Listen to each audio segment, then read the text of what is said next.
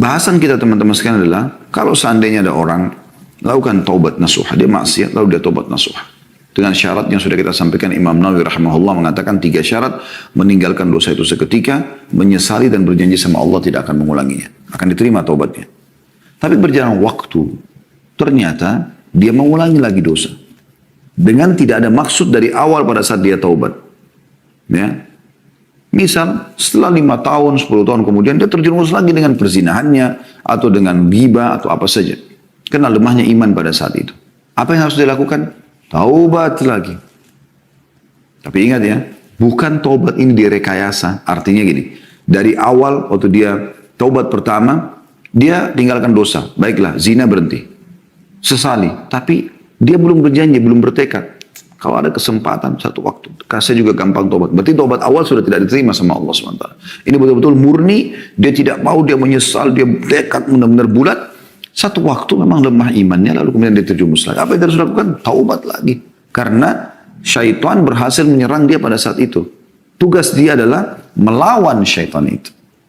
Melawan syaitan dengan apa? Dengan memberhentikan serangan syaitan tadi. Maksiat itu adalah serangan syaitan.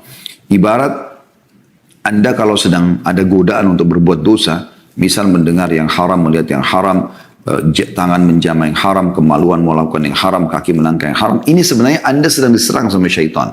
Saya ulangi lagi. Anda sedang diserang sama syaitan. Yang ketiga kali saya ulangi. Anda sedang diserang oleh musuh Anda, syaitan. Pertanyaan saya teman-teman sekalian. Kalau Anda sedang diserang, apa yang Anda lakukan? Renungi, perkataan ini renungi. Kalau Anda sedang diserang oleh musuh, apa yang Anda lakukan? Diam saja kah? Atau menangkis dan melawan? Tidak ada pilihan lain. Kalau Anda diam saja, berarti syaitan atau musuh kita leluasa. Dia mau penggal leher kita, dia mau tusuk dada kita, dia mau tusuk perut kita, terserah dia. Dan itu berbahaya. Kecil saja cuilannya sudah cukup membuat kita kesakitan. Allah mengatakan tentang syaitan, aduun lakum fattakhidu adua. Musuh kalian, maka jangan jadikan dia sebagai musuh. Tugas saya apa? Tangkis. Kan itu. Kalaupun kita sudah menangkisnya, misalnya ada bisikan untuk berzina, atau untuk ini dan untuk itu, lalu kita tangkis, enggak, saya enggak mau. Terus aja itu. Terus aja bekerja, karena dia lagi serang. Nah, caranya gimana? Supaya kita malah, ya, membuat dia jadi nggak bisa menyerang lagi kita. Kita harus kuat sekali bentengnya. Benteng ini adalah keimanan. Jadi beda teman-teman sekalian kalau benteng Anda itu cuman kalau kita ibaratkan rumah seperti pagar dari kayu yang rapuh. Ular datang dan ular ini mau masuk menyerang Anda. Maka dia dengan leluasa mematok kayu itu mungkin bisa merusaknya gitu. Tapi kalau Anda punya pagar atau tembok beton, ular ini biar matok nggak bisa apa-apa, patah malah giginya. Karena kuatnya. Nah, kekuatannya teman-teman adalah ilmu. Amalkan ilmu itu. Selalu ya berdoa, berzikir. Itu ada senjata-senjata Anda. Kapan ada serangan langsung Anda bisa tepis. Bahkan Anda bisa menyerang kembali. Kalau kita serang dia, serangan itu adalah dengan senjata-senjata yang ada. Kita berzikir isti'adah.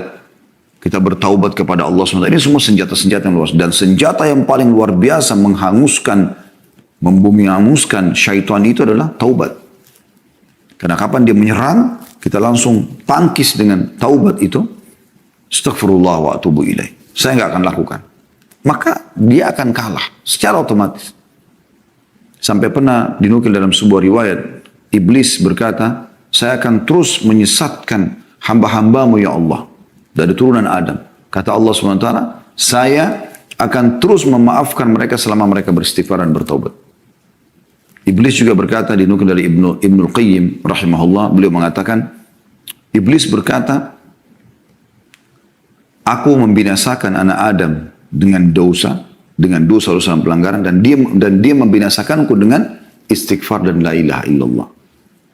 Jadi kita sebenarnya bisa kita menyiksa syaitan, melawan dia, mengalahkan dia dengan amal-amal saleh. Dia tersiksa karena dia berusaha untuk menyerang tapi tidak pernah bisa. Senjatanya tidak secanggih kita. Kita sangat canggih teman-teman. Zikir itu sangat canggih, doa sangat canggih, sholat malam itu canggih luar biasa. Iblis ibaratnya cuma pakai pisau dapur, Anda ini pakai nuklir. Apa yang bisa lakukan? Buat aja itu. Ya. Tidak apa-apa zina. Tidak usah zikir. Tidur aja masih malam. Masih panjang malam. Anda kan bisa tolak. Tidak, saya nggak mau. Anda bangun. Terus setan buat apa? Menjelma depan Anda, mencekik Anda, memaksa? Nggak bisa. Dia lemah. Kata Allah SWT, inna kaida syaitani kana dhaifa. Dia sangat lemah. Anda punya banyak perangkat-perangkat mutakhir yang Allah SWT sudah siapkan. Ayo teman-teman, lawan dia sampai hanya batas ajal datang. Saya akan bacakan apa yang dikatakan oleh penulis di sini di halaman 53. Judulnya, jika dosa berulang, maka ulangilah taubatmu. Ulangi bertaubat.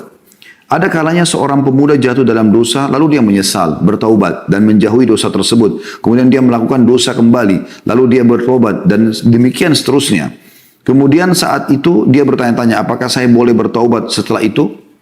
Syaitan memang sengaja bersandar pada kelemahan tersebut untuk meyakinkannya supaya tidak bertaubat dan bahwa dia bukan orang yang bersungguh-sungguh. Jadi kalau orang sudah buat dosa lalu bertobat. Jangan waktu lama, lalu dia buat dosa lagi. Nah di sini syaitan berusaha dia tidak taubat. Kenapa? Karena kalau dia taubat, berarti kan dimaafkan lagi sama Allah SWT. Dia kayak menyerang syaitan itu. Syaitan tidak mau. Kalau dia sudah berhasil lukai tubuh kita, dia nggak mau teman-teman sekalian, ya sudah selesai. Enggak, dia akan coba berusaha mematikan kita. Ya, berusaha terjerumus dalam dosa-dosa. Dari zina yang kedua, zina yang ketiga, zina yang keempat. Seakan-akan kita tidak usah bertobat. Atau tidak diterima taubatnya karena terlanjur mengulangi dosa. Ini semua waswas syaitan. Justru pada saat itu yang paling Anda butuhkan adalah taubat. Ulang lagi, taubat lagi. Kata beliau, tetapi jika dia berfikir dalam hati dengan sungguh-sungguh, dia akan mengatakan dosa yang pertama telah berlalu dan aku telah bertaubat darinya. Sedangkan ini adalah dosa yang lain dan aku harus bertaubat darinya. Lebih baik aku meninggal dalam keadaan bertaubat daripada aku mati dalam keadaan tetap melakukan dosa. Dalam sunnah nabawiyah, maksudnya dalam hadis Nabi SAW, ada riwayat yang menegaskan makna di atas. Dalam As-Sahihain, riwayat Bukhari Muslim, dari hadis Abu Hurairah radhiyallahu anhu disebutkan bahwa Rasulullah sallallahu alaihi wasallam bersabda, sesungguhnya seorang hamba melakukan dosa, kata Nabi SAW, atau beliau bersabda berbuat dosa. Lalu dia berkata, wahai Tuhanku, aku telah berbuat dosa. Maksudnya dia menyesali.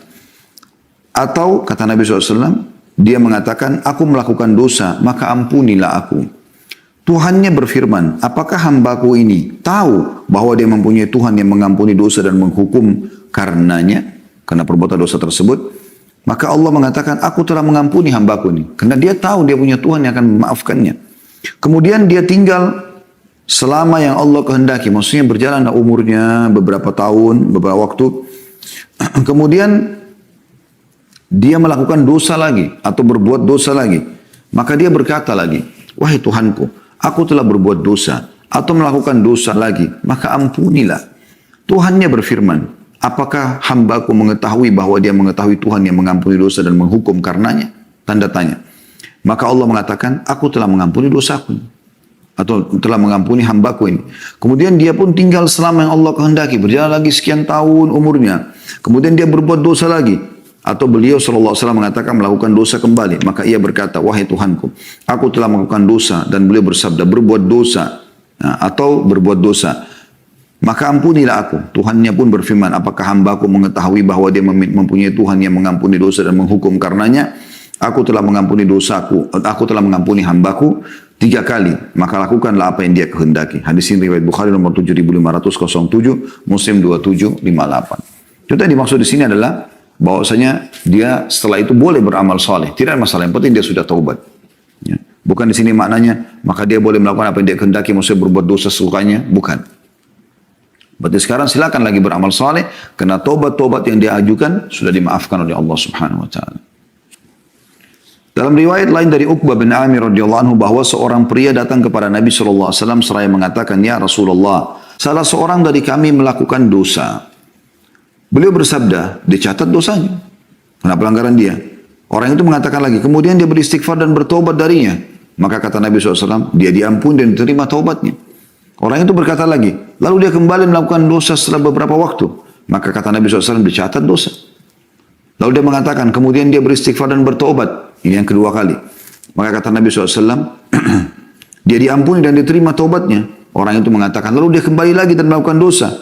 Kata Nabi SAW, dicatat dosa. Dan ingatlah, Allah tidak bosan sampai kalian bosan. Hadis ini diriwayatkan oleh Al-Hakim di jilid 4 halaman 285. Jadi ini teman-teman sekalian, hadis ini menjelaskan bagaimana seorang hamba selama dia mau kembali kepada Tuhannya, maka Allah akan terima dia. Dan cara yang terbaik pada saat seorang terjerumus dalam dosa, bertobat. Tidak ada solusi lain.